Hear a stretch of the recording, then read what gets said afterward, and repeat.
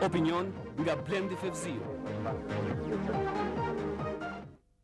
Mirëmbrëma të nderuar teleshikues, po vazhdojmë gjithmonë atë që mund quhet maratona jon elektorale që po vazhdon çdo mbrëmje në orën 22 në ekranin e televizionit Klan dhe që do të finalizohet në mbrëmjen midis 3 dhe 4 Korrikut, kur përfundimisht opinioni publik do të mësojë ose do t'i bëhet e njohur se cila do të jetë forca politike që do të qeverisë Shqipërinë pra në ditën e 3 Korrikut, ditën e votimeve. Debati i sotëm ose biseda e sotme i takon një temë që sikurse anoncuam dje është mjaft etike, është një temë mjaft e rëndësishme për shoqërinë shqiptare që lidhet me varfërinë dhe problemet sociale.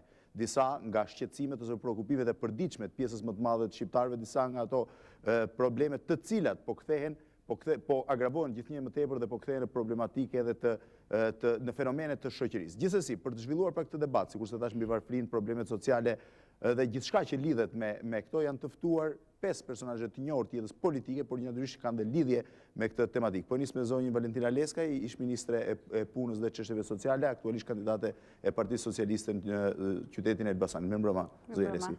Zonja Jozefina Topalli, nënkryetare e Partisë Demokratike, njëkohësisht kandidate e kësaj partie në qytetin e Shkodrës. Mirëmbrëma, zonja Topalli. Zoti Paskal Milo, kryetari i Partisë Demokracia Sociale. Zoti Milo, nuk e di se ku jeni kandidat. Kudo në të gjithë Shqipërinë. Si dhe zoti Ekrem Spahia, kryetari i Partisë Lëvizje e Legalitetit, njëkohësisht përfaqësues i Lëvizjes për Zhvillim Kombëtar. Në linjë të drejtpërdrejt është duke na ndjekur Edmond Dragoti, përfaqësues i Partisë Aleanca Demokratike. Mirëmbrëma, zoti Dragoti. Mirëmbrëma, Ben. Por përpara se të fillojmë këtë debat, le të ndjekim material të shkurtër filmik, një material i cili është përgatitur nga stafi i emisionit të Opinion dhe që bën fjalë ose risjell të dhënat që UNDP-ja ka bërë publike për çështjet ose për problematikën e varfërisë në Shqipëri. Le të ndjekim këtë material të shkurtër filmik dhe rikthehemi në transmetim drejt për drejt. Shqipëria është vendi i dytë më i varfër në Europë pas Moldavisë, pasi 1/4 e popullsisë së saj jeton në varfëri. Në një raport të vitit 2004 të PNUD, thuhet se 25.4% e popullsisë shqiptare është e varfër dhe 5% në varfëri ekstreme. Aktualisht, kjo shtresë llogaritet të ketë ardhura për frymë më pak se $1 në ditë. Këto shifra janë shumë të ngjashme me vendet e Afrikës nën-sahariane. Nga ana tjetër, për shtresën e cilësuar si të pasur, të cilët mbulojnë 10% të popullsisë, të ardhurat për frymë llogariten mesatarisht në $230 në ditë, ndërsa për atë më shumë të pasur, kjo shifër tejkalohet, përfshirë këtu kontrabandistët dhe trafikantët. Megjithatë, 60 deri në 65% e popullsisë së përgjithshme të Shqipërisë mund të konsiderohet ende se jeton në kushte të mira, por shumë pranë nivelit të varfërisë. Kjo përqindje e madhe e njerëzve jeton në të njëjtën shtresë social-ekonomike. Analizat tregojnë se zonat rurale, kryesisht në veri të vendit, ku jeton gjysma e popullsisë, vazhdon të jetë pjesa më e varfër. Me gjithë përpjekjet e kohëve të fundit, kjo gjendje vazhdon duke u përkeqësuar si pasojë e rolit anemik të shtetit, që në vetvete konsiderohet dhe veti varfër. Shërbimet komunale të kontrolluara nga shteti, furnizimi me ujë dhe elektricitet, janë problematik dhe situata është akoma më e keqe në qytetet e vogla dhe në fshatra. Varfëria në Shqipëri shkaktohet si nga faktor të dukshëm, ashtu edhe të padukshëm, si për shembull papunësia, korrupsioni, efikasiteti i ulët i administratës publike, infrastruktura e keqe, biznesi spekulativ. E rëndësishme të theksohet se vilat luksoze dhe veturat janë ende vetëm brenda mundësive të një përqindjeje të vogël të popullsisë, kryesisht e përqendruar në kryeqytetin e vendit, Tiranë. Pra ishte ky material i shkurtër filmik që sikurse thash marr nga materialet e PNUD-it dhe që reflekton situatën ose statistikat shqiptare lidhur statistikat e varfërisë në Shqipëri. Zonja Leskaj, a janë reale këto statistika ose a reflektojnë situatën reale të varfërisë në vend? Atëherë së pari dëshiroj të them që çështja e varfërisë sigurisht është një problem shumë kompleks. Është një problem shumë kompleks i cili lidhet jo vetëm me të sotshmën, pra ka nevojë për një analizë retrospektive. Sigurisht nuk do ndalem në të dhënat apo në historinë e varfërisë në Shqipëri, e cila është e hershme, po ka të bëjë si me trashëgiminë e hershme, ashtu edhe me periudhën e parë të tranzicionit dhe me periudhën e dytë të tranzicionit, ose edhe pse e gjitha është një tranzicion. Tradicionalisht ka qenë nga vendet më të varfër të Europës. Po, absolutisht. Por që janë, si thuaç, dy periudha qeverisje të ndryshme që u referon dy forcave politike të ndryshme. Sigurisht është ky nivel varfërie që rreth 25% e popullsisë është në nivelin e varfërisë relative dhe rreth 4.7% në nivelin e varfërisë absolute. Megjithatë, ajo që mua më tërheq vëmendjen në këtë hyrje është fakti që shihet si pa shpresë, shihet sikur nuk është bërë gjë dhe shihet sikur situata ka ardhur duke përkeqësuar. Në fakt, nëse do t'i referohemi gjithë treguesve, situata nuk është përkeqësuar, përkundrazi është përmirësuar. Dhe unë do t'i referohem vetëm disa të dhënave. Po i referohem së pari nivelit papunësisë. Kur ka filluar përmirësimi? Domethënë, kur ju mendoni që shifrat kanë filluar në ngjitje? Atëherë unë besoj që disa të dhëna që unë do t'ju referohem tregojnë edhe vetë dinamikën e përmirësimit të nivelit të varfërisë. Dhe nëse i referohemi shifrave të papunësisë, është e vërtet që po them në vitin 97 dhe nuk është se dua t'i referohem gjatë gjithë kohës 97-s, po e marr pikë referimi edhe 2001-shin. Në 97-ën ka qenë 16.9%, në 2001-shin ka qenë 16.3% dhe në 2004 14.4%, po treguesi më i rëndësishëm nuk është kjo. Treguesi më i rëndësishëm është ai që ka të bëjë me hapjen e vendeve të reja të punës. Dhe nëse do t'i referohemi hapjes së vendeve të reja të punës vitit 97 janë 3.993 vende të reja pune që janë hapur, në 2001-shin 18.108 vende të reja pune dhe në 2004 22.087 vende të reja pune. Nëse i referohemi pagës minimale, e cila është gjithashtu një tregues i varfërisë, paga minimale në vitin 97 ka qenë 4.400 lekë.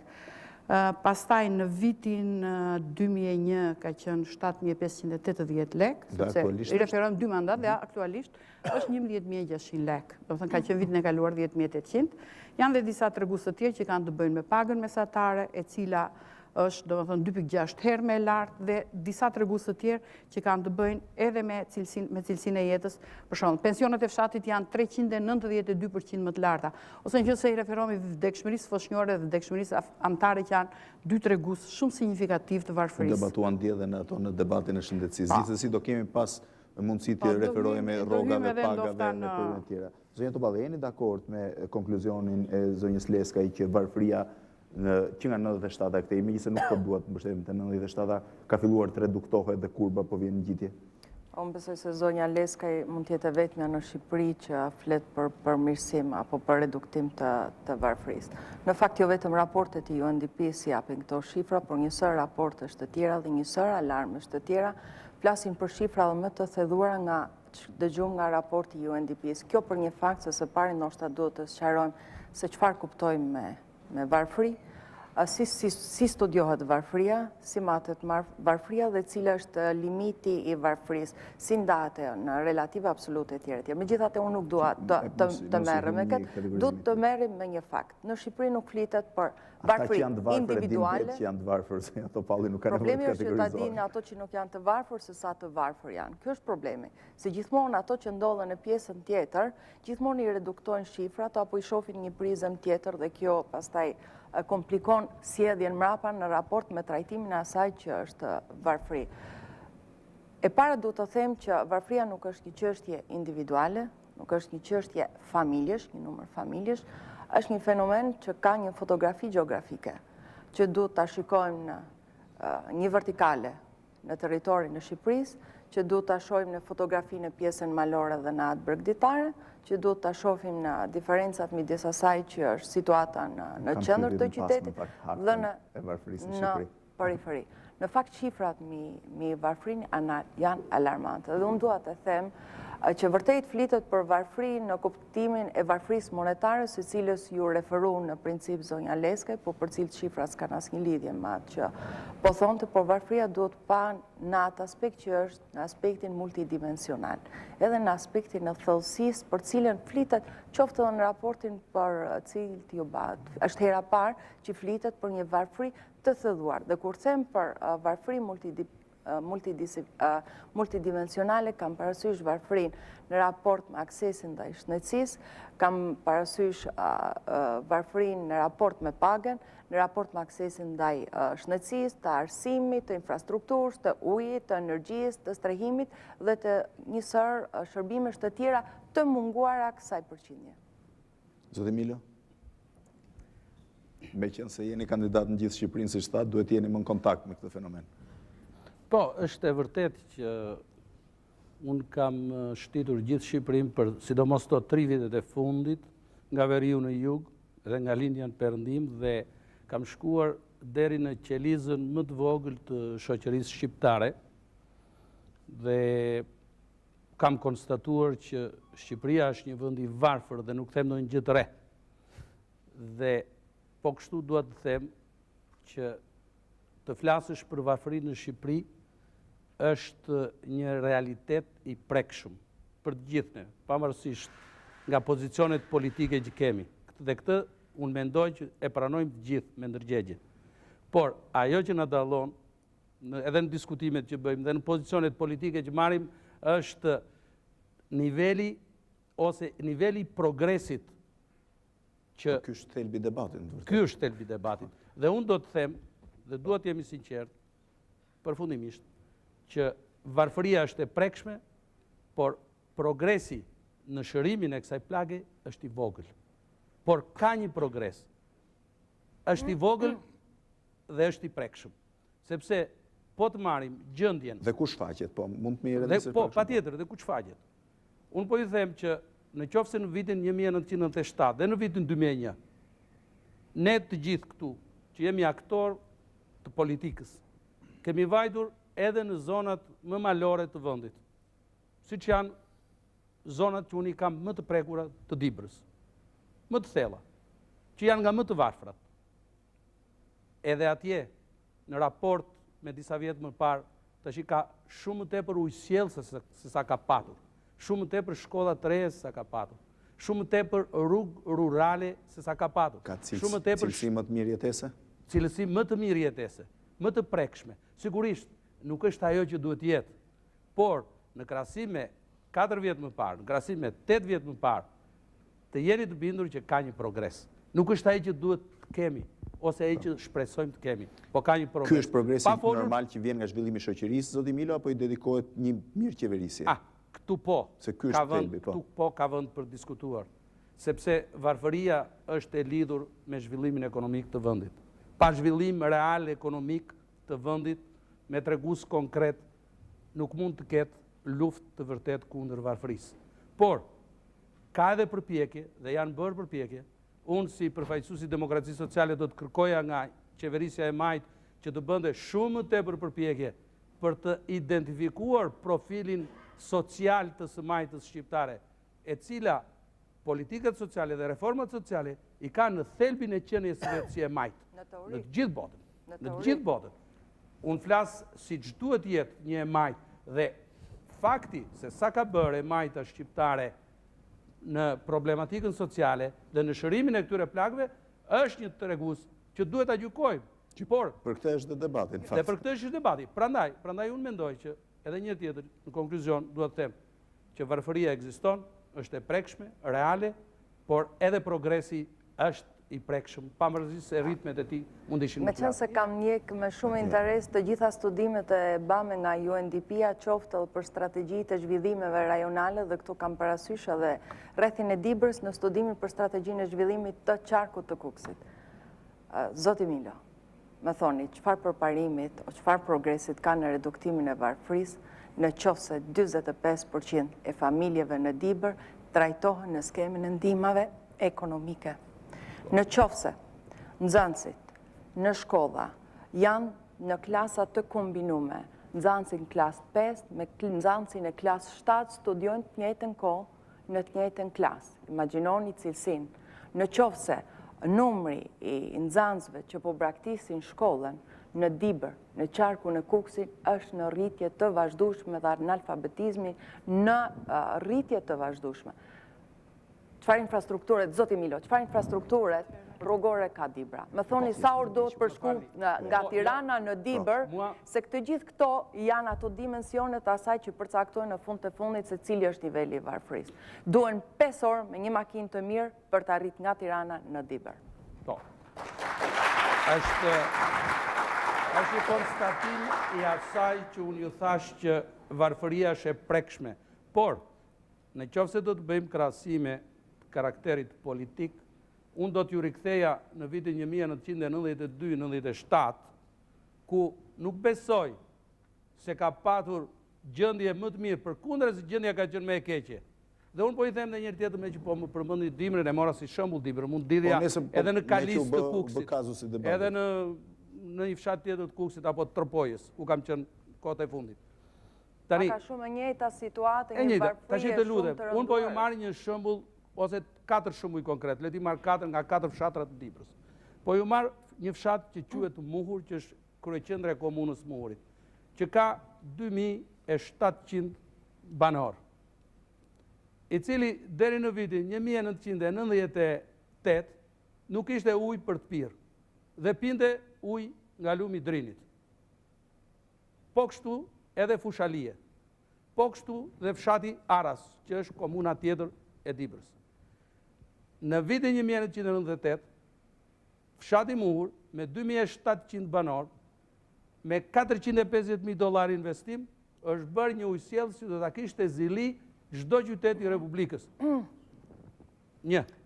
Në vitin 1999 ka filluar investimi i madh për ujësjellësin e Sopanikës, nga i cili do merrnin ujë 13 fshatra. Dhe zoti Berisha në vitin 1992 ka vajtur atje dhe ka vënë gurin e inaugurimit të fillimit të punimeve të këtij ujësjellësi. Dhe unë e gjeta gurin kur vajta si deputet në vitin 1997. Dhe ne, në vitin 1998, me një investim prej $750.000, Nga banka botërore apo nga qeveria zoti Milo? Jo, nga qeveria shqiptare, përmes donacioneve të huaja, që erdhën së dim, që rëndësi ka që u investuar. Po ishin të negociume nga qeveria e periudhës së ndërtona në shlarë, edhe një tjetër, në Fushalie, që është bastioni i Partisë Demokratike, mund të them që është bërë një shkollë e re model, në fshatin Selisht, që është komunë, është bërë një shkollë dykatëshe model. Më sym vetëm me shembuj. Me që sodhëm shembuj nga Dibra për të dëshmuar që progresin që është bërë. Spahia nuk po arrin të flasë. Duhet respektuar besoj. Zoti Spahia? Koncepti i varfërisë është tepër i gjerë dhe shumë dimensional, por fatkeqësisht dhe të detyruar ne kemi reduktuar vetëm në elementet kryesor të jetesës, se nuk mund të flitet për gjë tjetër. Dhe Varfëria është te skajshme në të gjithë territorin e vendit, por ajo ka diferencime edhe rajonale. A ka ardhur në përmirësim zoti Spahia?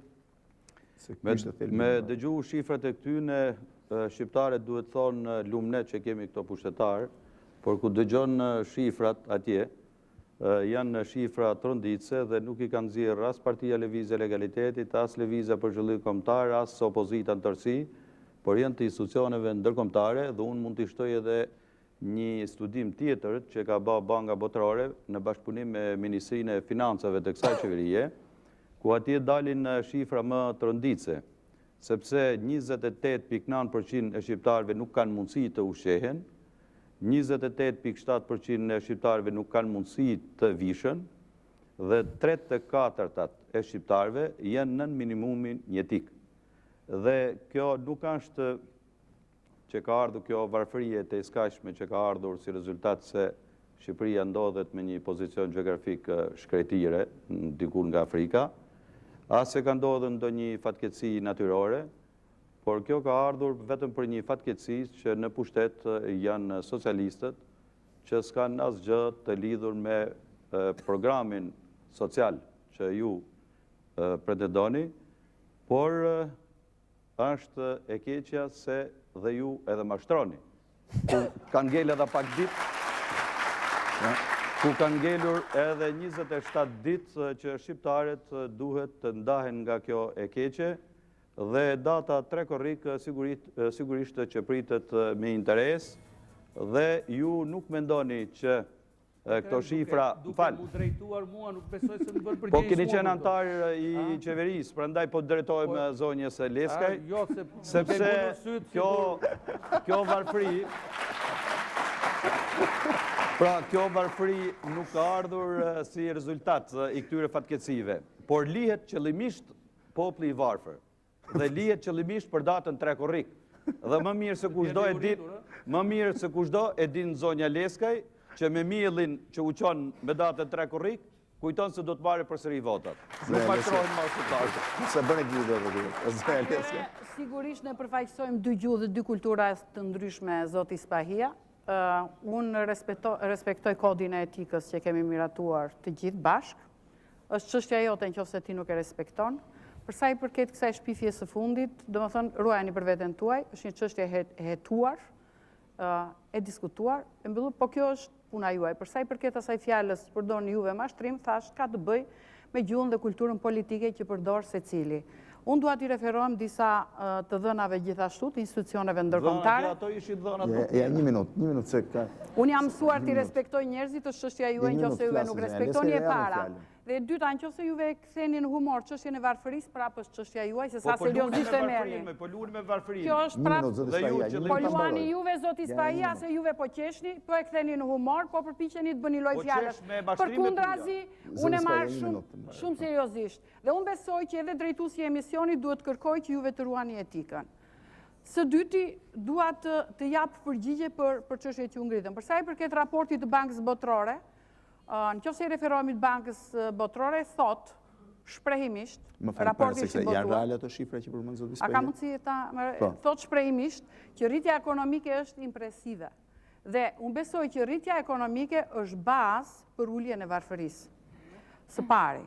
Së dyti, për sa i përket atyre të dhënave dhe të dhënave të tjera, janë të dhëna të cilat ne kemi punuar bashkë me gjitha institucionet ndërkombëtare që janë në Shqipëri. Ne kemi bërë strategjinë për zhvillimin social-ekonomik të vendit, e cila është bërë në bashkëpunim mbi bazën e të dhënave dhe me asistencën e gjitha agjencive ndërkombëtare, e cila fillimisht ka qenë strategjia për uljen e varfërisë dhe pastaj në strategji për zhvillimin ekonomik e social të vendit. Përveç kësaj, janë dy dokumenta shumë të rëndësishme të bëra nga Banka Botërore në bashkëpunim me qeverinë shqiptare.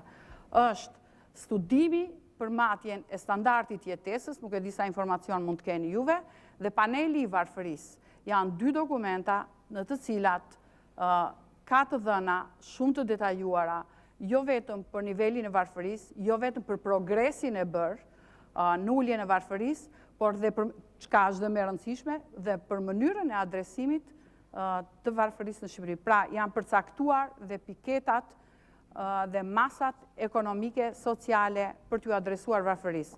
Në qoftë se juve mbas të gjitha këtyre shifrave që u mund të sjell dhe të tjera, thoni prapë që ka qenë më mirë atëherë dhe është përkeqësuar tani dhe nuk i pranoni këto shifra, këto janë shifra të institucioneve ndërkombëtare.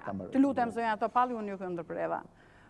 Dhe të Institutit të Statistikës, gjithashtu që është institucioni zyrtar që merret me këtë punë. Pra, juve thatë që çështja e varfërisë ka të bëjë me infrastrukturën dhe unë kurrë nuk e besoj që ka një shqiptar që mund të thotë që infrastruktura nuk është përmirësuar. U bën 5 kilometra rrugë 92-97, u bën 470, të lutem. Të lutem. Përveç mira kilometra rrugë rurale. Për sa i përket infrastrukturës, energjia elektrike është dyfishuar konsumi, po flas për konsum, nuk po flas për konsum. Dhe është një tregues që ka të bëjë me uljen e varfërisë. Gjithashtu, konsumi për frymë është dyfishuar, do të thënë konsumi në total. Të gjitha këto janë tregues të përmirësimit të situatës, jo vetëm ekonomike, po dhe të cilësisë jetës njerëzve. Njerëzit nuk janë të pasur, njerëzit gjithashtu kanë nevoja, njerëzit jetojnë, thash, ajo përqindje që ne e kemi të gjithë të deklaruar dhe përputhet dhe me atë të UNDP-s që janë në varfëri relative apo në varfëri absolute 4.7%, por progresi është fare i dukshëm. Nuk i vihet shosha diellit. Pavarësisht nga gjua që përdoret. Unë dua të përsëris, domethënë, jam shumë e çuditur për zonjës Leskaj. Ka qenë të paktën një vit ministre në Ministrinë e Punës dhe Çështjeve Sociale, një ministri që nuk ja vënë gjithë fajin për agravimin e varfërisë në Shqipëri, për faktin se lidhet me ministri të tjera, por që ka qenë një ministri e dështuar totalisht, qoftë edhe për faktin e ndërrimit të 8 ministrave në 8 vite gjatë kësaj periudhe, që ka filluar me Kadri Rapin, ka vazhduar me këtë komisionit bipartizan, ka vazhdu me Angelin, me Gjinushin, me Makbulen, me Leskajn dhe ka përfunu të Angel Betja. Dhe më thanë është një ministri që s'ka funksionu realisht. Dhe kishtë emrin e punës dhe qështjeve sociale. Tashti do i kthehem raportit të Bankës Botërore. Është mirë që t'jena serios, ju mund të referoheni Institutit të Statistikave, por unë besoj se tjetër autoritet ka raporti Bankës Botërore, tjetër autoritet kanë raportet të Bashkimit Evropian, të Këshillit të Europës, edhe të UNDP zonja Leskaj. Ju thatë që në raport thohet të rritja ekonomike e Shqipërisë. Është të vërtet që rritja ekonomike e Shqipërisë është 6%. Në periudhën 92-96 ka kenë 9.3% zonja Leskaj. 97 minus 10.2. 9.3% ka kenë rritja. Megjithatë, në rritjen ekonomike të sotme, po Banka Botërore thotë që në këtë rritje ka një problem dhe që ndryshmëria fiskale është tërësisht fragjile, vulnerabël dhe rrezikuar.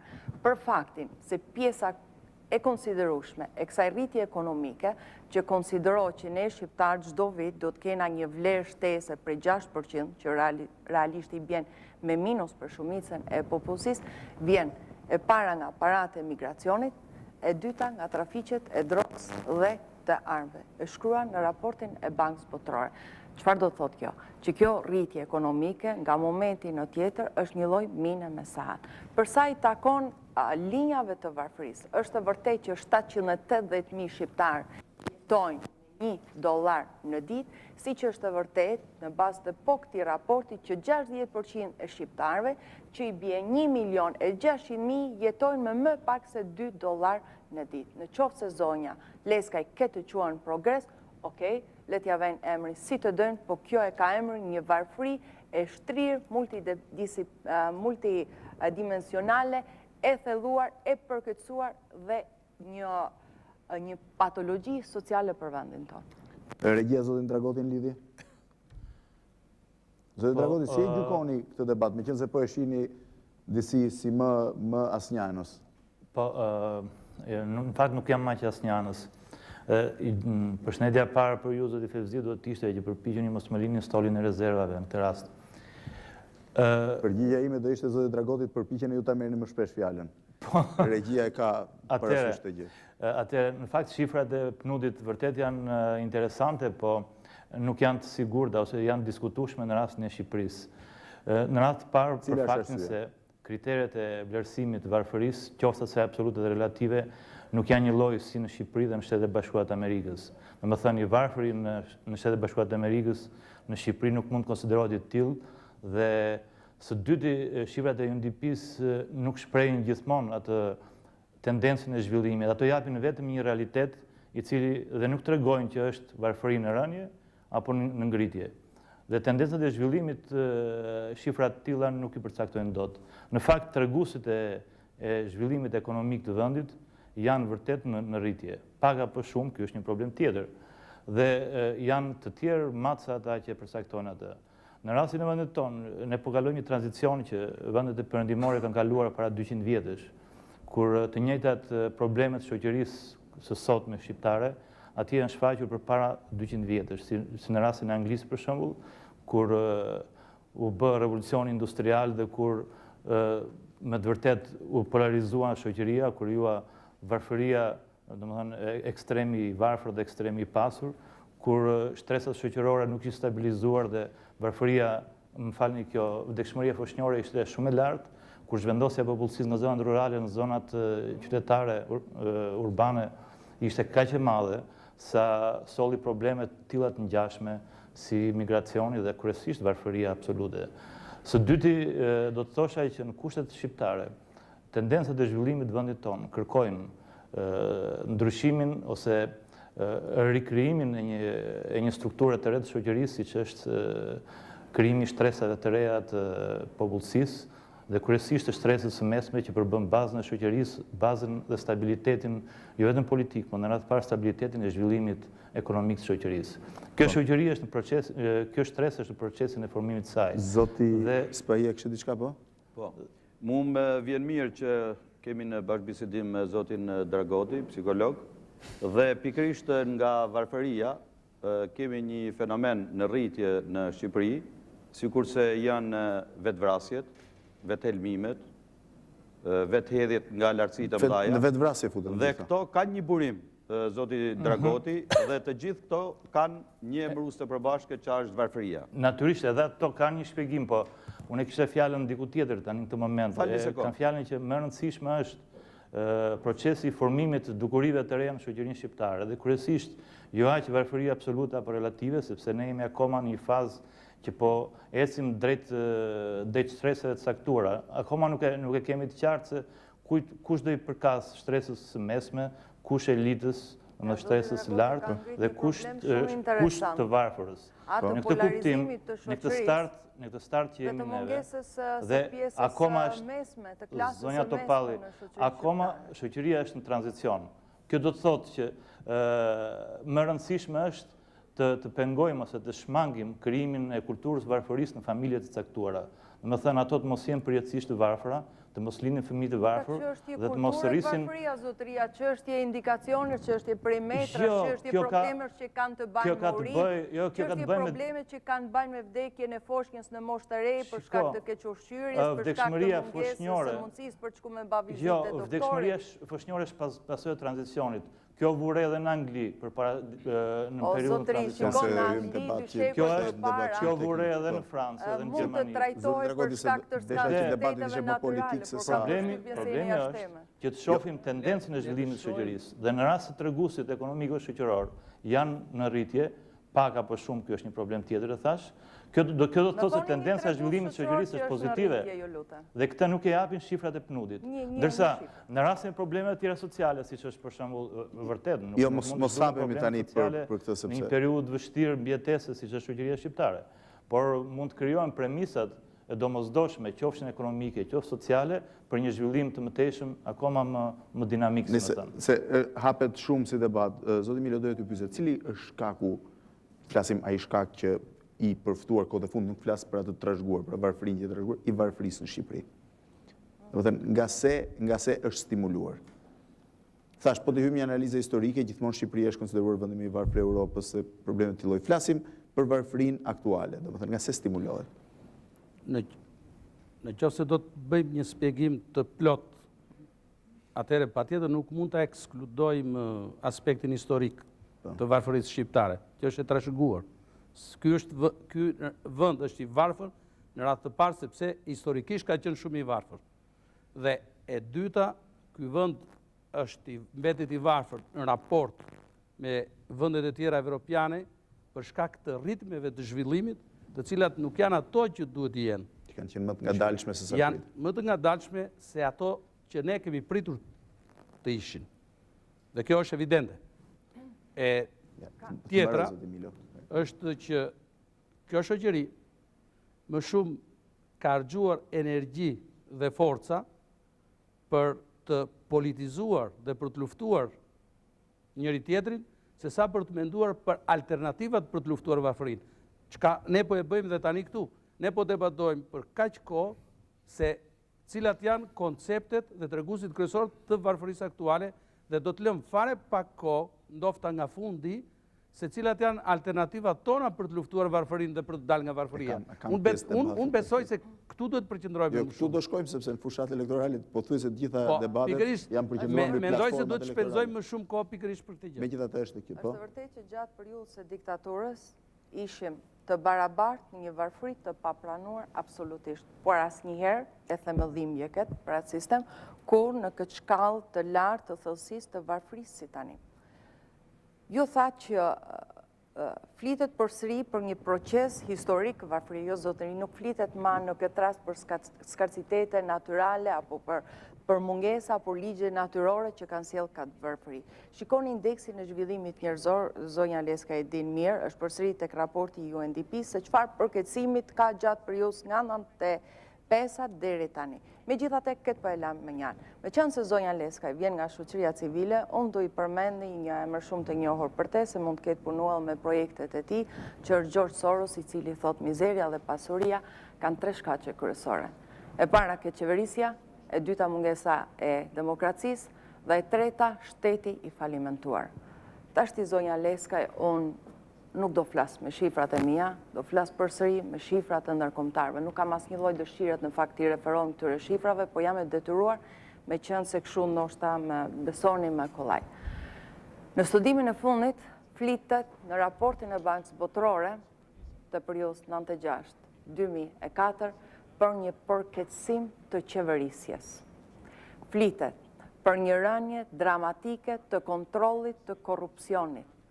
Flitet për një rritje të ndjeshme të state capture.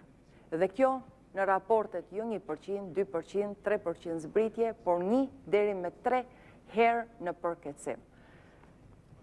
Qershori përsëri përmend failed state, shtetin e falimentuar. Përpara një jave kongresmeni amerikan ju drejtoi shqiptarëve dhe i foli për një shtet të dështuar dhe për një vëmendje të veçantë që qeveria e re duhet tregoj që të mos vazhdojnë në këtë rrugë. Jam duke përsëritur fjalët e Engel Elliot të para një jave, të gzani Amerikës, që të ndryshoj rrugë, mos vazhdojnë në rrugën e gabuar në mënyrë që mos përfunojmë totalisht në një shtet të dështuar. Për arsye të asaj që kjo varfëri ka këto dimensione sot, ka këtë thellësi që ka sot, ka këtë shtrirje gjeografike që ka sot, ka këtë fotografi të tmerrshme që ka sot, janë korrupsioni, qeverisja përkeqësuar dhe shteti i dështuar. Çfarë do të thotë korrupsioni? Do të thotë që të inkurajosh absolutisht konkurrencën e rushfetit, të jobs, do të thotë të pengosh një treg normal, do të thotë të ketë një kosto jashtëzakonisht të lartë, do të thotë të ketë një papunësi të shkallës 40% në shkallë të territorit Shqipërisë, si që thotë ILO-ja, Zoja Leskaj, se unë e di se shifrat e Ministrisë tuaja e japin 18%, ndërsa në periudhën tonë papunësia realisht ka qenë 5 herë më ulët nga ç'është sot. Për të mos folë për qytetet të veçanta si ajo që ju referu zoti Milo e Dibrës që e ka 70%, apo e Kuksit, apo e Berati që e ka 50% papunësi. Të janë shifrat të tmerrshme, janë shifrat të një realitetit depresiv. Janë vërtet shifrat të një realitetit depresiv. Dhe prandaj ndodhin vrasjet, vetvrasjet, hedhjet dhe kjo situatë kaotike, depresive, në nështrimi, natyrisht nuk është krejt të thjerë, se në fund të fundit, Varfëria është e lidhur me atë që është mos pavarësia. Dhe dikuj intereson që kjo shoqëri një farë mënyre të jetë jo e pavarur, por të jetë e varur. Dhe nuk është të rasti në fund të fundit që ne jemi në këtë situatë, dhe në këtë situatë të këtyre shifrave pikërisht sot, kryeministri del dhe flet për Las Vegasin.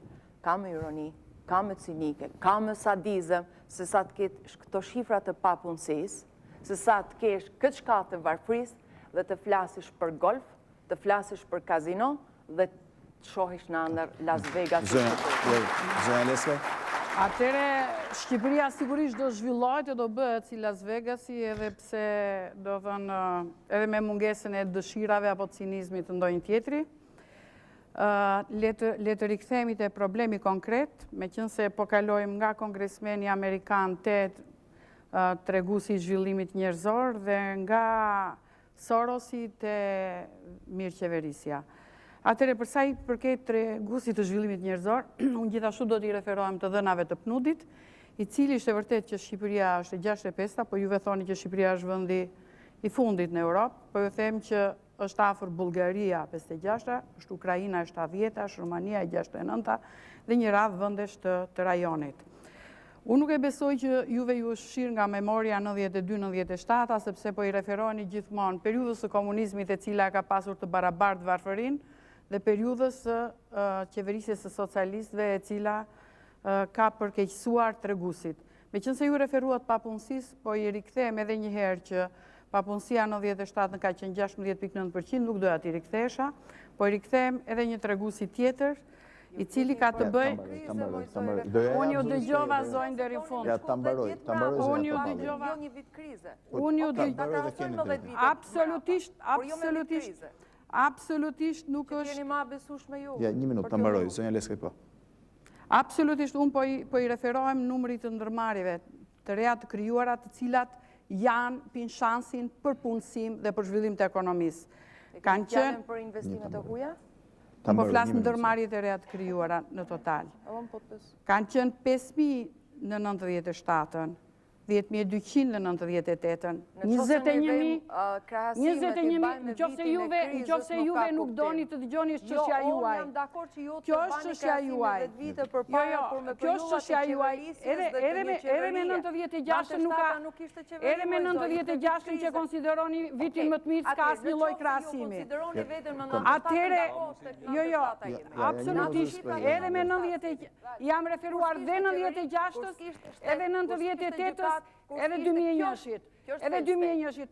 Është e drejta juaj që të pengosh njerëzit për të folur sepse nuk t'i intereson, sepse këta tregus janë të qartë si drita diellit, janë tregus që vinë jo vetëm nga qeveria shqiptare, sigurisht ti se shef, s'ke si ta shofësh, po që vinë jo vetëm nga qeveria shqiptare, nga institucionet shqiptare, po vinë dhe nga institucionet ndërkombëtare. Dhe po ju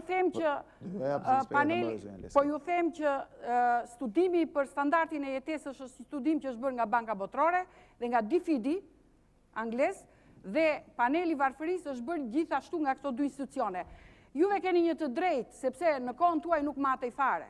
Nuk matej as Varfëria, nuk matej as korrupsioni, nuk ishte as kompjutra ndogan, nuk matej fare, nuk matej as Varfëria zonjë, sepse juve nuk e bët atë që të matnit, juve nuk e morët mundimin që të matnit nivelin e Varfërisë, si që morëm ne përgjegjësinë që të matim nivelin e Varfërisë dhe të përcaktojmë nivelet e ndërhyrjes. Si që bëm ne, që bëm strategjinë kombëtare për zhvillim social ekonomik dhe të gjitha strategjitë sektoriale të cilat i adresojnë dhe krijojnë mundësi për zgjidhje të problemit. Prandaj ju nuk mund ta matni se keni një dështim total dhe keni një bllokim të paimagjinueshëm. Ju thatë se ku e kanë burimin këto fenomene dhe Varfëria. Unë mendoj përveç shumë të tjerave dy element do të kapë në këtë moment.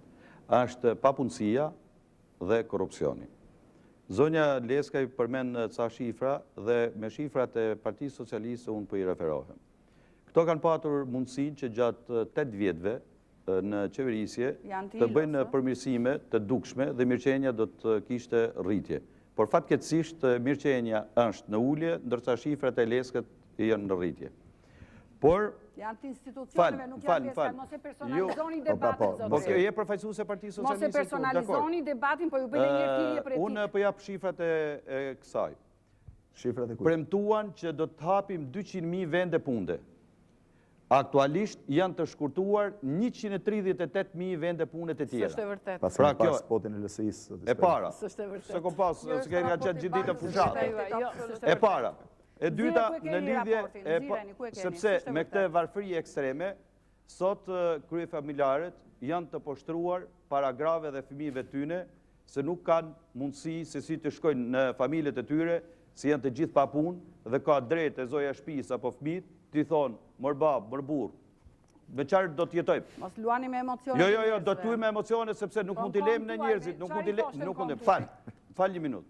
Qaj është në kontua, e kështë kështu të shtruar? Koha jonë njerë puna gjithë nga të katërt, ka 66 vjetë që jam në opozit dhe kam drejtër morale më shumë sa s'kush që të flasë ndaj jush edhe ndaj zonjës të Zoti Spahia, në fakt për lidhje me korrupsionin. E dyta, me korrupsionin. Zoti Dragoti thotë asnjë kryefamiljar s'ka vrarë veten. Një sekond. Asnjë kryefamiljar s'ka vrarë veten. Në lidhje me korrupsionin, edhe u përmend shumë qarku i Kukësit. Unë fatmirësisht kandidoj në zonën 12 të Kukësit dhe atje është një varfëri ekstreme. Nuk është debat zona, sa mund të flasë rruga për korrupsionin. Ju thatë përmende që jenë hapur 4 kilometra rrugë të reja. Jenë asfaltu, jenë ba autostratë. I shofin gjë shqiptarët. I shofim. Rruga Kukës, Peshkopi, është një rrugë kombëtare. Dhe me një interpelancë me zotin Poqi, Ministrin e Transporteve, deklaroj që për mirëmbajtjen e kësaj rruge, shteti ka dhënë 1.430 milion lekë të vjetra, ndërkohë që rruga sot është e bllokuar. Dhe Dibranet dhe Kuksianet i takon që të lëvizin një itinerar të çuditshëm, që të vinë nga Peshkopia për në Kukës, duhet të dalin në Bllatë, në Maqedoni, në Kosovë, në Morin, në Kukës. Të kalojnë 2 shtete për me lidh 2 qytete fqi. Ose duhet të ndjekin një itinerar tjetër, Peshkopi, Bulqiz, Burrel, Kurbin, Lesh, Mirdit, Puk, Kukës. Të kalosh 6 rrethe për me bashku 2 qytete. Rruga tjetër, që është që lidh Kukësin me Tropojen, është e pakalueshme dhe duhet të televizish nga Kosova, me dal nga Morini, me dal në Kosovë edhe me hyn Gjakov dhe me shku në Baramcur. Pra këto janë rrugë tuja, zonja Leskaj, që korrupsioni e ka myt këtë vend. Pra korrupsioni dhe papunësia janë gangren e shqiptarëve dhe me të drejtë ato nuk presin ma fjalë dhe shifra tuja, po presin zgjedhjet e 3 Korrikut. Ato janë fakte se rrugët i shëtisin shqiptarët. Zoti Spahia, rrugët e din shqiptarët se i kanë parë që janë bërë arteriet kryesore. I kanë parë. Dhe mos ju refero vetëm një rrugë për të cilën nuk duam që të hapim një debat tjetër. Një minutë. E diskutojmë debatin për transport. Zonja Leskaj, ju diskriminoni zonat e veçanta. Dhe ju nuk ta mashtroni këtë popull vetëm duke lënë të varfër. Sa ma të varfër ta lini këtë popull, aq ma letë mendoni që të da manipuloni. Zoti Dragoti. Zoti Spahia, në fakt problemet e rrugëve që ndrojnë, është e vërtet. Edhe jetën në përgjithësi nuk është e lumtur.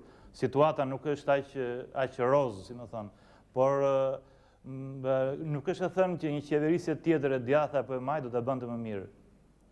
Nuk është e thënë. Ato rrugë nuk zgjidheshin për pak vite. Demokracia është një autostradë. Dhe Partia Socialiste është si ato zizat sovjetika kides që të baje krahun e djathtë, edhe të liroj autostradën. Mos e kthejmë shakat tani, të lutem. Unë e kuptoj. Mos e kthejmë shakat, lutem. Zoti Spahia, mos e kthejmë shakat, lutem. Mos e kthejmë. Po, zoti Dragoti vazhdoni. Po, do me thënë, problemet të mëdha që trashëgoi Shqipëria nuk mund të zgjidheshin për disa vite, për pak vite, si më thënë. Dhe problemi është që të zgjedhim ose të krijojmë atë mundësi, atë potencial të mundshëm që nesër pas nesër çdo qeverisje tjetër të ketë mundësin të zhvilloj më tej dhe të rrisë të gjithë treguesit social-ekonomik. Nuk është fjala që do të përmbysej Shqipëria, do të kthejë në anën tjetër në 180 gradë për brenda 10 vitesh. Kjo është e pamundur të realizohej. Qoftë qeverisje djathtë, qoftë e majtë. Problemi është që nesër pas nesër të ekzistojë baza konkrete, sociale, ekonomike e çdo qeverisje për ta shtyrë atë më përpara.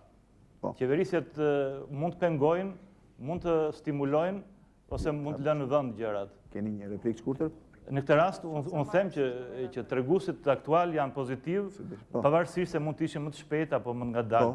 Zonja Topalli ka diçka po? Jam dakord me konceptin e timing dhe të kapjes së momentit për të ndryshuar atë që zotëria thotë që natyrisht janë disa qeveri që e pengojnë, disa që e përmirësojnë dhe të tjera që e lajnë aty ku është. Unë mendoj se është pikërisht kjo timing që shqiptarët kanë mundësi ta kapin me 3 korrik. Nëse, doja vetëm shpresoj që të paktën në këtë rast nuk do ketë një debat të ndezur. Doja, zoti Milo, duke filluar që nga ana juaj të më thoni, si e gjykoni ju hartën e Varfërisë në Shqipëri dhe paka shumë shkaqet që janë? Qofshin këto dhe historike, Është e qartë që harta është paka shumë e përcaktuar, por në qoftë se do të flasim për 2 pjesë të hartës së Varfërisë, do të kishim një pjesë veriore që është me varfër në raport me pjesën tjetër të vendit, nuk do të ndaj jugore, po them me pjesën tjetër të vendit, dhe kjo ka përveç shkaqeve të trashëguara historike, në cilat unë kam ngull që është një fakt i njohur, e dyta është kushtet natyrore, gjeografike, kanë penguar komunikimin. Kanë penguar komunikimin me të gjithë faktorët e tjerë të zhvillimit. E treta është vetë fenomeni që ndodhi në veriun e Shqipërisë pas vitit 1990, ku pjesa më e madhe e popullsisë ka tendencën që të zbres dhe të vi në Tiranë, në Durrës, në Lezhë dhe përgjithsisht në vendet bregdetare dhe fushore, duke mos patur mundësi që ajo të integrohet në mënyrë të organizuar dhe në mënyrë të shpejtë.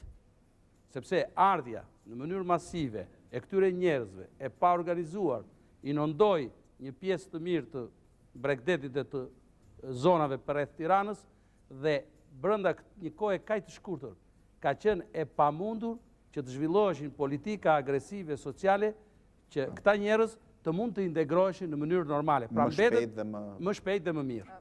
Këto janë për mendimin tim, ndërkohë, më fal, nuk kam mbaruar, ndërkohë që pjesa tjetër e popullsisë shqiptare që ka qenë instaluar historikisht në këto vende, ka trashëguar edhe pasuri, ka trashëguar edhe një minimum dhe një nivel jetese më të mirë, jo vetëm për faktor geografik natyror, por edhe për nisur nga faktor politik, edhe social, por edhe nga një trashëgimi historike më e prosperuar se sa veriu shqiptar që ka qenë më izoluar. Jap një fjalë në Për mendimin tim, to janë faktorë. Po, Zotja Topalli të njëjtën pyetje. Zoti Milo foli për shkaqe historike të kësaj ndarje të territorit të Shqipërisë. Ju e dini mirë që Shkodra s'ka qenë ndonjëherë në hartën e Varfërisë historikisht, përkundërzi. 100 vjet përpara, 200 vjet përpara, jo nuk është rast i izoluar qarku i Shkodrës. 300 vjet përpara aty është bat tregti me Venedikun, është komunikuar me Austrinë, ka pas një jetë kulturore, ka pas një jetë sportive, ka pas një jetë të gjithanshme. Për resurse natyrore. Është një zotri. Kur ka pas ndonjëherë për para 97 pa punësim qyteti Shkodrës 70%. Çfarë ndolli? Çfarë ndolli? Me njëherë, ju u zhduken resurset natyrore? Shkodrën e ka qeverisur përgjithsisht e djathta shqiptare në këto 15 vjet, zonja Topalli. Atëherë ju e dini se sa përqind të fondeve dhe buxhetit të nëse ka shtetit shkojnë në përgjegjësi për qeverisjen gjendjen e vendore, Shkodrës, në radhë të pare ka e djathta shqiptare dhe Partia Demokratike. Zoti Milo, Ju lutem, sepse 1% të buxhetit të shtetit ju i thoni decentralizim fiskal dhe menaxhim. E përdorët si etalon të demokracisë. Më fal, po më duket se zoti na. Ju lutem, e përdorët si etalon të demokracisë. Dhe në vend që Shkodrën ta bënit një model të zhvillimit, jo vetëm demokracisë, por edhe të zhvillimit ekonomik, ju Shkodrën e latë në mëshirën e fatit. Çfarë ndolli para 97 dhe vetëm për Shkodrën nuk mund të flisni. Qeverisja lokale. Vetëm për Shkodrën. Qeverisjen lokale keni pasur juve gjatë gjithë kohës. Më falni një sekondë, o zoti Milo, ju mund ta ngrini zanin, po pse qoni zanin nuk shtoni argumente. Po ngre zërin sepse juve nuk më lini të flas. E dini çfarë do thotë 1% të buxhetit të shtetit të shkojnë qytetin e Shkodrës? E dini ju çfarë do thotë ti qosh 100.000 banorëve të një qyteti, një buxhet që është i barabartë sa buxheti i komunës në fund të fshatit të Vlorë. E dini çfarë do thotë dhe pasi që i ke qenë këtë buxhet të një komune, Shkodrën e punësuat me trafikun e naftës, me trafikun e naftës gjatë konfliktit në Bosnjë-Hercegovinë, është tjetër punë. Ja, zonja Leskaj, dhe se po është përndaj. Këtë hartës Varfërisë, unë kam një mendim dhe më pak ndryshe, bazuar edhe në të dhënat dhe në faktet. Ne kemi bërë për herë të parë hartën e Varfërisë në Shqipëri, e cila u bë në vitin 2002-2003. Është një hartë e cila freskohet çdo vit, në mënyrë që ta adreson dhe të politikat. Hartën e Varfërisë dhe harta e shërbimeve sociale, të cilat përputhen për të shpërndarë dhe shërbime sociale sipas nivelit të Varfërisë. Rezulton zona verilindore, jo veriore, sigurisht zona veriore ka e gjithë, domethënë, edhe pjesa tjetër e Shqipërisë, sepse nëse zbresim dhe më poshtë, ka Skrapari edhe rrethet të tjera që Gramshi, por po ju them që, dhe nuk është e vërtet që është vetëm veriu, zona verilindore është si thuash në linjën e parë, dhe këtu hynë Dibra, Kuksi dhe Bulqiza. Këto të treja janë kryesisht që hynë dhe pastaj vjen duke u ulur. Unë dua të them që përsa i përket Shkodrës ka marrë më shumë investimet se Vlora, po ne nuk jemi këtu që të flasim... Një minut, jo, ta mbarojnë qik. Ne nuk jemi këtu si deputet të zonave, mund të vim një herë tjetër si deputet të zonave dhe të flasim unë për Elbasanin, dikush për Shkodrën. Këtu kemi ardhur për politikat në përgjithësi. Unë do të ndaja, ka marrë më shumë. Nuk dua të shtoj asnjë presje komentit që bëri zoti Milo, sepse ka 15 vjet që drejtohet nga vetë Partia Demokratike Shkodra. Një minutë të mbaroj, zonjë. Juve s'keni durim, unë kam durim, dhe dua të bisjarim, sepse Varfëria ndahet edhe si pas zonave geografike, edhe si pas kategorive të popullsisë, juve ndonjëherë e harroni. Që, më falë, juve ndonjëherë e harroni që në kohën tuaj, do dhe njerëzit që ishin me aftësi fizike, për njerëzit me aftësi fizike në kohën tuaj hargjoheshin 7 milion. Në kohën tonë 26 milion. Dhe në kohën tuaj përfitonin vetëm 20.000 vetë. Në kohën tonë 52.000 dhe po shkon 60.000 vetë. Një minutë. Në kohën në 94 numiratua statusi invalidit, po nuk e përfituan, një minutë nuk e përfituan deri sot. Dakord? E kam fjalën që për sa i përket qoftë shpërndarjes gjeografike dhe qoftë stresave, politikat e bëra nga Partia Socialiste nuk kanë të krahasuar, do të thonë, me politikat që keni ndjekur juve. Absolutisht kanë krahasuar. Kjo absolutisht nuk kanë asnjë të krahasuar, dhe po ju them që në qoftë se fshatarësinë e lat, e thashë dhe në fillim e lat me një pension në bazë të ligjit të 93-shit. Më shumë se 3 fishuar, 392%. 392%. Pensioni mesatar ka qenë 7.200. Do të thënë 7.800 diçka e tillë. Pensioni mesatar është 3.500 catashi. Imagjinoni çfarë do të thanë ato pensionistat fshatar kur Po, nuk ka rëndësi. Pensionistët janë akoma të varfër, por janë 392% më shumë. Do të thënë pensionet se sa në kohën tuaj. Pensionistët janë akoma të varfër. Mbaroj do ta jap fjalën zot Spahia. Po. Ju thatë për hartën gjeografike të Varfërisë edhe pranojnë edhe zotëritet e zonja e së Majtës, që është zona veriore. Veri lindore. Me qenë se po fillojnë me kohët tona, unë po i them zonjës Leskaj se në kohën e mbretërisë shqiptare, kuksit i thonin Stamboll i vogël. Në kohën e Partisë Punës, ku i kishte emrin Parti Pune, atë kuksin e vjetër e përmbyti dhe ndërtoi hidrocentralin. Dhe ato banorë që kanë banuar në ato troje, sot enden rrugëve të Shqipërisë, sepse kërkush nuk mendon për ta, por çdo fushat zgjedhore i thonë, i gëzofshi tokat, i gëzoni shtëpit dhe përsëri i njëjti ritual ndiqet. Pra, nuk është Varfëria njësoj në të gjitha rrethet, zonja Leskaj. Po, por kjo lihet qëllimisht. Unë përsëri insistoj. Prioriteti i politikës gjithë partive që janë futur në fushat është rruga që nuk kanë thjesht kombëtare, por rajonale, Durrës, Kukës, Morin, Kosovë, pra Prishtinë. Dhe kjo lihet qëllimisht sepse nuk keni vullnetin e mirë që kjo rrugë të filloje dhe të ndërtohet, sepse nuk doni që shqiptarët e Kosovës të kalojnë për Shqipëri, po duhet i bie një rrugë tjetër nga Maqedonia dhe Greqia.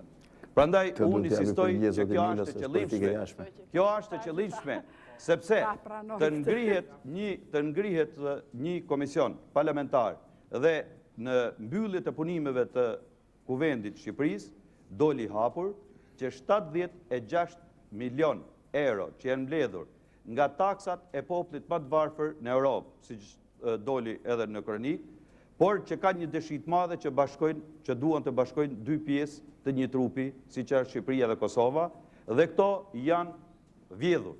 Përveç se fondeve që banka botërore, fali minutë, se Varfëria këtu fillon, se nëse do të fillojë ndërtimi rrugës Durrës Kukës, hapen vende të reja pune sa të duash. Që s'po e bëni juve, po ne. Që se propozuat ju, po ne. Që se inicuat ju, po ne. Dhe që nuk po e menazhoni ju, po ne. Po ju e keni për pushtetin, ju e keni patu deri tani, pse se ndërtoni rrugën? Pse se ndërtoni rrugën? Ku është rruga? Rruga po bëhet. Fal. Juve ndoshta ju kujton kohën tuaj që me milionat e bankës botërore u bë vetëm 5 kilometra rrugë. Do të bëj një ndërhyrje zoti Milo për çështjen. E para për të qenë sinqert, mua nuk më pëlqen mënyra se si po zhvillohet debati tani në këtë moment, ju dhe ne, koha juaj, koha jon. Koha e mbretërisë.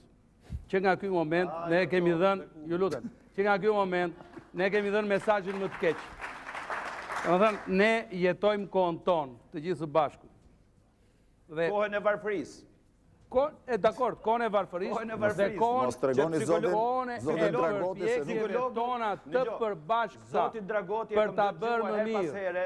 Sepse arrin në këto fenomene, pra ato që thamë, dhe sot që të rish për engjojnë në aspektin politik, jo në profesionin. Koha ecën përpara dhe asnjë krahasim nuk mund të bëhet në një distancë kohore kaq gjatë, sepse ju vetë keni qenë kundër krahasimeve me vitin 1938. Atë bëjmë krahasimin 2005, zoti Milo? Ta bëjmë krahasimin, ta bëjmë, jam dakord ta bëjmë, jam dakord ta bëjmë. Zonja Topalli, jam dakord ta bëjmë, pse të mos e bëjmë? Ta bëjmë dhe të nxjerrim mësime. Dhe nëse ka një gjë që nuk është bërë mirë, hajde ta diskutojmë si mund të bëhet më mirë. Nuk kam asnjë kundërshtim. Por ama të mos e ndajmë, mos vëmë barikada. Ja doja hapun direkt bisedë. Koha jon, koha e atyre, koha Zoti Spahia ju akuzoi që politikisht flisni ndryshe nga stili i folurës së psikologit. Aty në studio është një debat plotësisht politik në fakt, pavarësisht nga shifrat që ofrohen, dhe më përpiqem që të jem sa më realist në pozicionin tim. Nuk është fjala këtu për të plotësuar ose për të bërë një shtesë politike të shifrave që dha zonja Leskaj.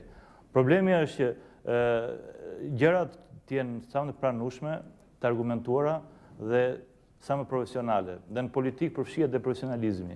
Në qoftë se unë thash që problemi nuk është varfëria absolute apo relative në kushtet e tranzicionit, po është kultura e varfërisë, domethënë, ne s'do të lejojmë që të kemi familje me varfëri të qëndrueshme, sepse këto do linin fëmijë të varfër dhe do edukojnë dhe do çështja si ta zgjidhim, se të gjithë jemi kundër kësaj. Po ashtu, problemi tjetër është shumë i rëndësishëm i vlerësimit të situatës është tendenca e zhvillimit.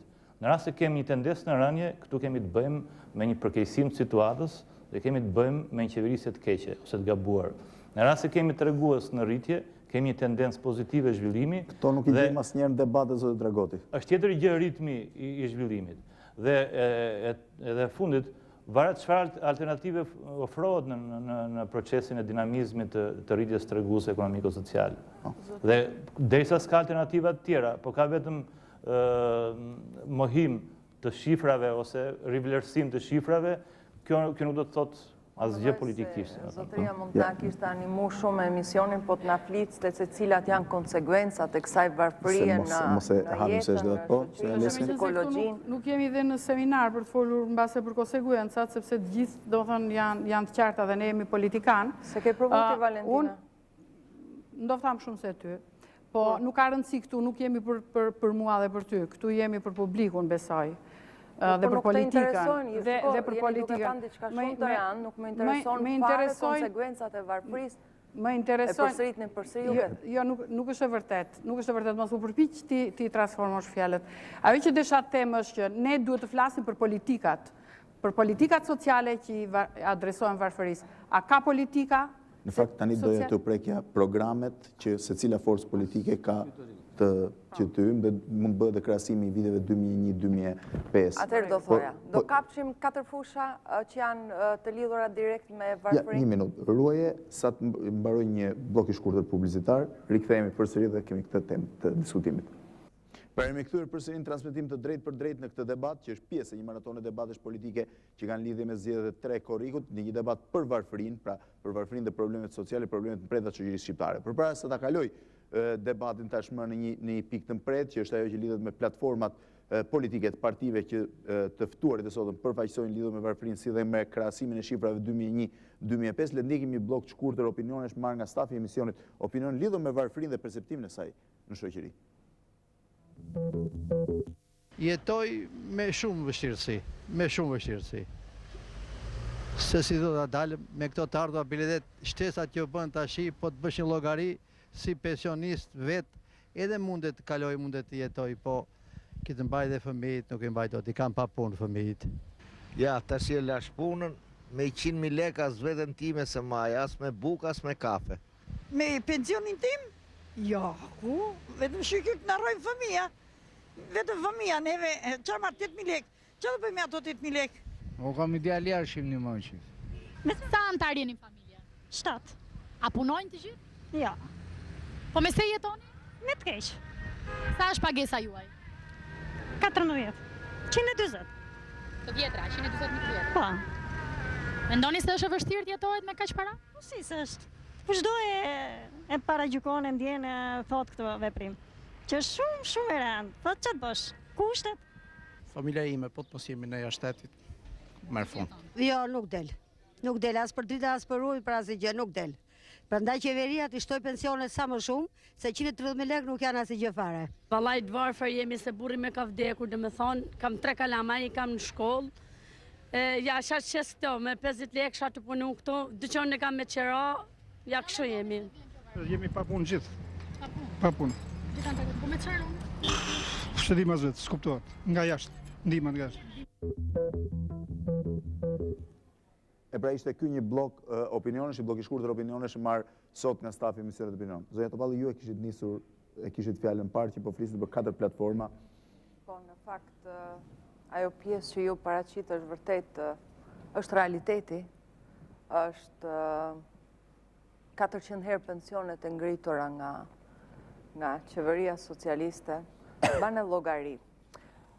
Ka një studim që kur flet për varfërinë absolute, përpiqet të shpjegoj se çfarë do të thotë varfëria absolute dhe unë e lidhi me pensionin prej 80.000 lekësh të vjetra të atyre pensionistëve. Lipton thotë që varfëria absolute, ekstreme, është në atë kohë kur paga të ardhurat pensioni, cila do qoftë për i këtyre, në 80% të tij shkon vetëm për ushqim. Vetëm për ushqim. Domethënë, drita, telefon, veshje, strehim, ujë, mobilim, e tjerë me 20% që domethënë është pothuaj zero. Dhe, përveç kësaj, i bie që në këtë ushqim që merr ka 80% të kalorive të mungume. Kjo është varfëria ekstreme. A mund të bëjmë një pyetje për ta fokusuar pak më mirë? Jemi në këtë gjendje për cilën jemi dakord për situatën e varfërisë. Pse ju besoni që në rast se opozita vjen pushtet do të ketë mundësi ta përmirësoj këtë situatë? Dhe ku e mbështesni këtë argumentim? Absolutisht, sepse e para qëndron te korrupsioni, e dyta qëndron te korrupsioni, e treta qëndron te korrupsioni dhe vazhdon te korrupsioni. Që do të thotë? Jo, një minutë zëristojë. Që do të thotë, zonja Topalli? Që do të thotë që në momentin që ne fitojmë zgjedhjet, me 4 korrik, ulna në karriget e qeveritarve, e drejtuesit të qeverisë, akti i parë është heqja e imunitetit. Çfarë do të thotë kjo? Që cili do prinësh që i shkon në mend se do ulet në karrigen e ministrit, politikanit apo të parlamentarit dhe mënon se mund të shfrytëzoj këtë karrige publike për interesa private, ai automatikisht është prej me një herë e ligjit që do veproj me të. Gjë që do të thotë që në raportet ndërkombëtare, në realitetin shqiptar dhe në ekonominë shqiptare nuk do ketë më 1.4 miliard euro në vit që është e barabartë me 150.000 vende pune që i përmend të humbura. Me 150.000 vende pune, apo që i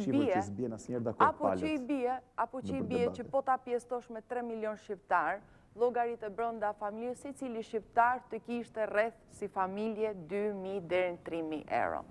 Apo i bie që kur ndodhi Tangentopoli në Itali dhe erdhi qeveria mas Kraksit dhe fillon të qeverisin me duar të pastra, çfarë u vure akti i parë? Kostoja rrugës ishte 20% me pak. Imagjinoni sa ka përdal kostoja e ndërtimit të rrugëve këtu në Shqipëri. Ju kujtoj vetëm ditën e sotme në Tiranë. Nuk është korrupsion. Ajo çfarë ka ndodhur në Tiranë, mjafton 10 minuta shi që tanë Tirana të përmbytej. As kanale, as kullime, të gjithë notoni. Zonja Leskaj, keni drejtën e replikës në këtë, pastaj do t'ju pyes për programin e mazhërancës. Atëherë nëse Partia Demokratike, sepse nuk i referohem, s'kam ndonjëherë qef ta personalizoj debatin, mendon që do ta uli varfërinë në Shqipëri duke ulur korrupsionin, do thotë që këtu s'ka politik, domethënë për sa i përket uljes së varfërisë. Dhe mbetemi në nivelin e sloganeve.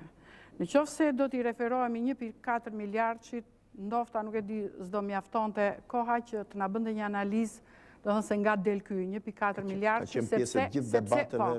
sepse në debate të ndryshme janë hedhur shifra, versione të ndryshme dhe nuk e besoj që është do të thënë tema e këtij debati, por është një gjë që e hedhur kështu në erë dhe që nuk qëndron.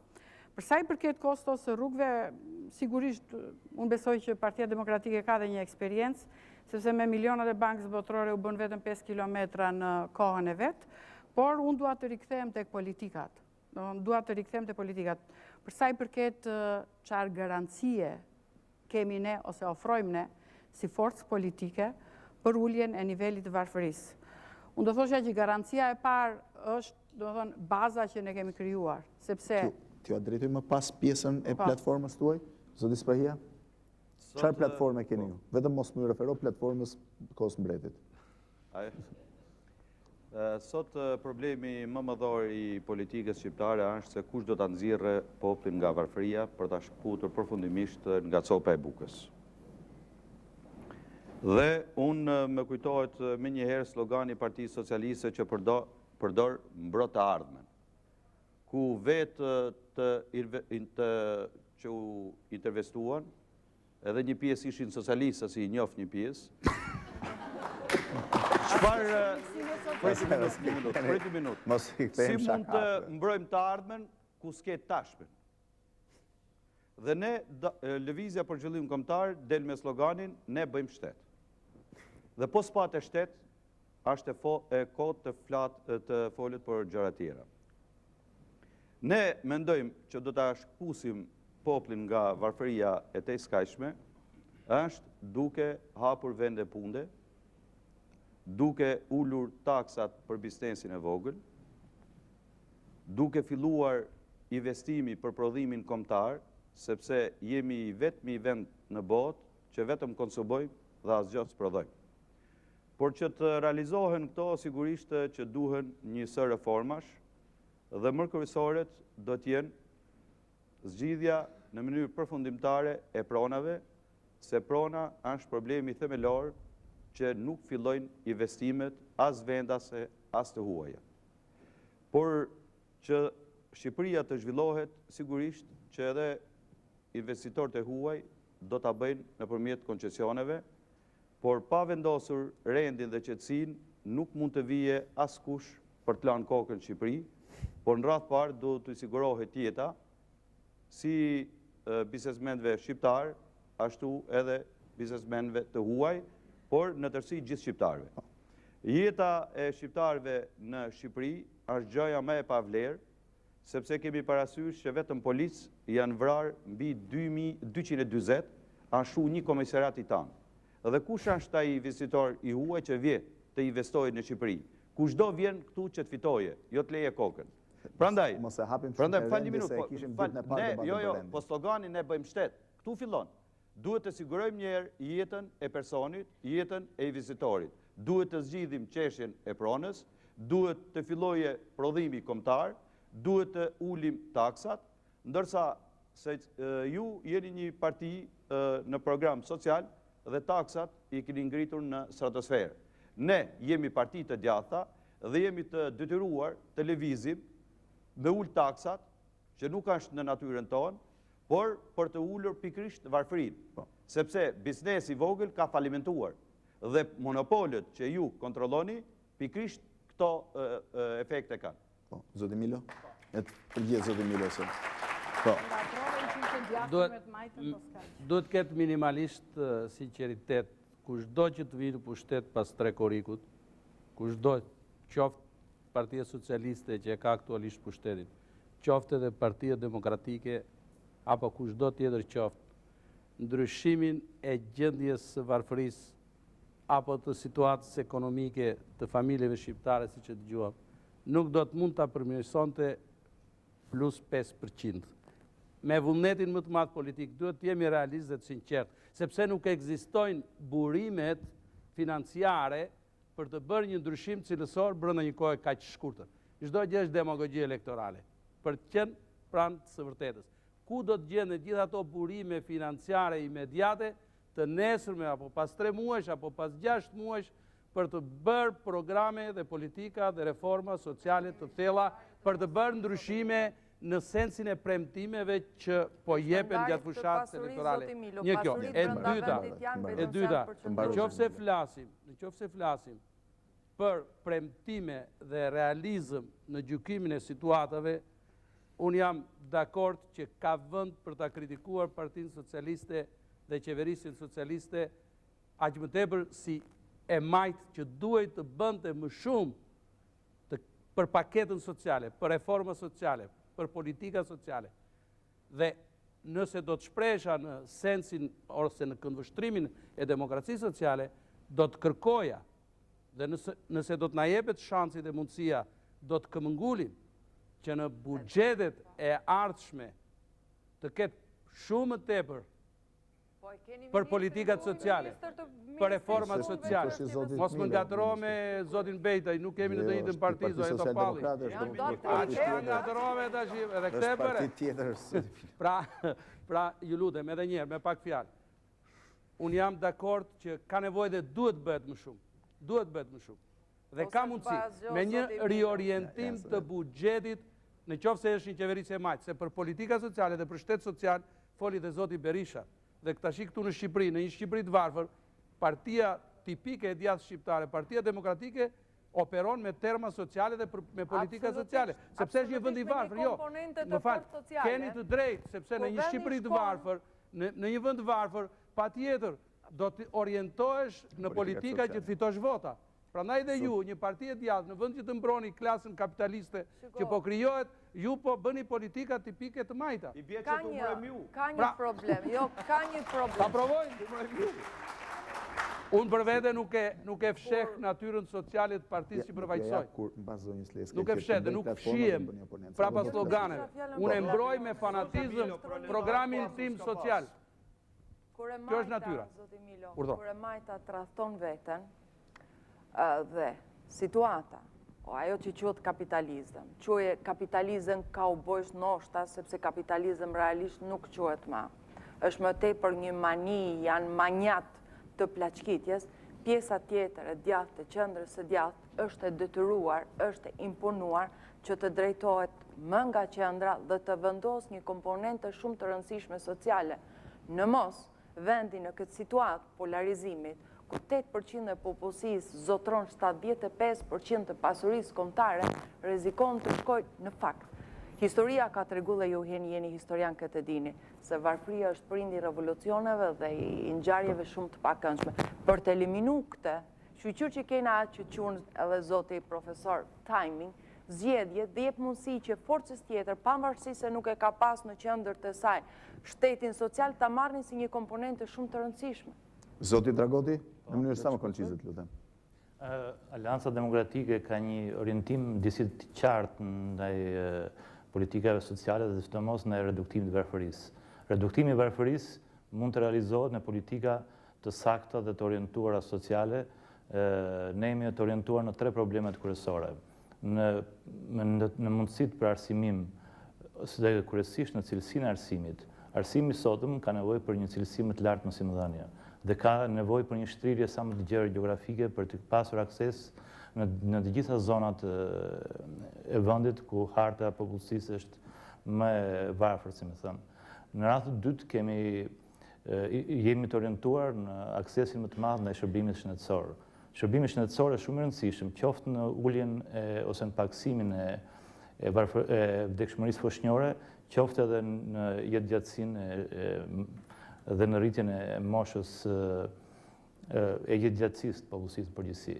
Dhe aksesi i shërbimit shëndetësor me një shpërndarje sa më të gjerë dhe për të kapur të gjitha zonat e vendit, sot aktualisht është një nga problemet më kryesore dhe më të rëndësishme, i cili kërkon një vëmendje të madhe në qeverisjen e ardhshme. Dhe së treti, reduktimi i nivelit të varfërisë lidhet shumë me paksimin ose me uljen e nivelit të papunësisë. Dhe stimulimi i politikave të punësimit duhet bërë kryesisht në moshat e reja, në atë grup që është grupi më i madh i shoqërisë, që është grupi më i rrezikuar, dhe kryesisht në stimulimin e punësimit të tyre dhe duke ofruar programe të natyrave të biznesit social ose të kualifikimit ose të rikualifikimit të tyre ose orientimit të tyre në ato biznese ose në ato punë që kërkon sot tregu i sotëm ekonomik. Zoti Dragoti, ju dhe zoti Spahia pas keni platformat më të detajuara, sikur do drejtoni Shqipërinë datën 3 korrik. Natyrisht, ne me vërtet kemi platforma detajuara dhe unë besoj se dhe bile jemi të hapur të bashkëpunojmë me forcat politike që duan vërtet të reduktojnë varfërinë. Të jap fjalën zonës të vetëm mos po.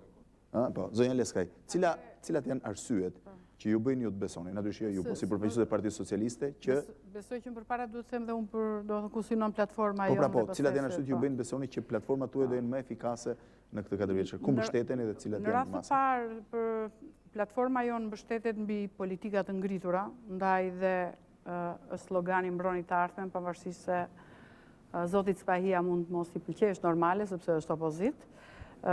Ne e kemi, do thosha, më me këm në tokë platformën për një arsye të thjeshtë e fare të qartë. Ne kemi bërë strategjik për zhvillimin social ekonomik të vendit, me asistencën e gjithë institucioneve ndërkombëtare, gjithashtu, e cila i ka përcaktuar qartë prioritetet për sa i përket zhvillimit ekonomiko-social dhe uljes së varfërisë, që janë prioritete që kanë të bëjnë me arsimin, dhe ne kemi filluar punën, dhe në këtë periudhë thash, përveç 1826 shkollave të bëra të rikonstruktuara, librat në shkollat 8 vjeçare, falas dhe shumë masa tjera që i adresohen direkt varfërisë. Nëse debati do të jetë për arsimin. Po, është komponentja e shëndetësia, që është e dyta për sa i përket prioritetit, dhe treta janë paketa politikave sociale, që gjithashtu nuk po ndalim të shëndetësia me që e keni pasur debatin mbrëm. Politikat sociale është një paket politikash dhe strategjish, ne kemi miratuar komplet setin e strategjive që janë strategjia për pensionet, për punësimin, për shërbimet sociale dhe për element të tjerë, deri tek strategjia e minoriteteve që përfshin Romat. Pra, kemi jo vetëm letrat politike të prodhuara, po është një bazë e shtruar, janë disa shinat shtruara, mbi të cilat duhet të eci projekti i zhvillimit për të siguruar të gjithë. Nuk po hyj në detaje që kanë të bëjnë me paketën sociale që... Zonja Topalli? Ja, po. Pikërisht mos akordimi midis asaj që është strategjia në reduktimin e varfërisë dhe alokimit të fondeve, qoftë në programin e buxhetit në programin afatmesëm të buxhetit të shtetit dhe të kësaj strategjie, që është prioritare e shkruar, por në realitet në fakt është në fund, ka ndodhur që është e vërtetë që mbrojtja sociale në alokimin e fondeve tuaja në buxhetin e shtetit është pak më lartë se arsimi dhe shëndetësia, por është 10% më ulë se mesatarja mbrojtje sociale në të gjithë rajonin tonë. Përsa i takon shëndetësisë që këto e kanë me njëherë të parën pas mbrojtje sociale. Është 2.3% e GDP-s, i bie 3 herë më pak se mesatarja e rajonit, dhe në zërin e buxhetit është i 6 në fakt. To kanë prioritet në program, por në alokimin e fondit e kanë qenë të 6. Sa për arsimin, ai është rreth 2 herë më i ulët. T'ja lëm nesër debatit çështjen e arsimit. Besoj dhe debatin nxehtë nga të ftuarit unë kuptoj që juve keni të vështirë dhe gjithmonë i referoni rajonit se keni të vështirë të referoni periudhës tuaj. Por unë dua të them, unë desha të them një gjë që jo vetëm, por ne kemi bërë buxhetin afatmesëm i cili jo vetëm përputhet me prioritetet e strategjisë për zhvillimin social ekonomik të vendit, po kemi bërë për herë të parë që dhe të gjithë programet e donatorëve të futen sipas prioriteteve të strategjisë. Vetëm projekti Bankës Botërore që ka të bëjë me shpërndarjen e shërbimeve sociale në komunitet dhe uljen e varfërisë është $15 milion që i adresohet direkt. Pra, ne kemi bërë një rakordim edhe me donatorët ndërkombëtar për sa i përket buxhetit. Me këtë nuk dua të them, me këtë nuk dua të them që buxheti ishte mjaftueshëm, buxhetet asnjëherë nuk janë mjaftueshëm, po dua të them që mënyra politika buxhetore ka qenë eficiente dhe i adresohet, është përputhur si asnjëherë tjetër me prioritetet e strategjisë. Unë e kuptoj që njerëzit e kanë vështirë ta kuptojnë se përpara s'ka pasur strategji fare, po buxheti po përputhet gjithnjëm shumë me strategjinë e zhvillimit social ekonomik të vendit. Lëvizja për zhvillim kombëtar, përveç pikave të karakterit ekonomik që thash më parë në lidhje me zbutjen e varfërisë, ne mendojmë që do të jetë edhe të karakterit politik që është shkatrimi i monopolit politik. Realisht ne duhet të jemi qartë që monopolet duhen shkatruar dhe kemi ngritur zërin shumë edhe në kuvend. Duke ju referuar viteve 45-90, politika ka qenë monopoli i Partisë Punës. Nga viti 1990 deri në vitin 2005 ka qenë monopoli i Partisë Socialiste dhe Partisë Demokratike. Tani, në zgjedhjet e 3 Korrikut, minimalisht do të jenë 4 forca politike, ndërmjet tyre edhe Lëvizja për Zhvillim Kombëtar, leka e parë zogu. Tani, pikërisht ne kemi krijuar Lëvizjen për Zhvillim Kombëtar, që përpara se të kërkojmë integrimin e Shqipërisë në strukturat euroatlantike, duhet të integrojmë brenda Shqipërisë zona dhe rrethet e veçanta si Qashkuksi. Përpara se të integrojmë Shqipërinë në strukturat euroatlantike, duhet të integrojmë në shoqërinë shqiptare shtresa të caktuara, siç janë ishte burgosurit dhe të përndjekurit politik, që janë njerëzit më të varfër të kësaj shoqërie, ku kanë qenë njerëzit më të pasur, më fisnik, më atletar, më nacionalist. Gjithsesi, besoj që nuk ka më nevojë ta zgjasim këtë debat që i cili vijon prej rreth 1 ore gjys. Të nderuar teleshikues, pra keni ndjekur këtë debat të bisedë mbi problemet e Varfërisë, ku kanë qenë të ftuar zonja Leskaj, zonja Topalli, zoti Milo, zoti Spahia, si dhe në lidhje drejt për drejt zoti Dragoti. Do të rishemi përsëri nesër në orën 22 në një debat që besoj që do të jetë mjaft interesant për problemet e arsimit në Shqipëri. Natën e mirë dhe mirupafshim. Problemet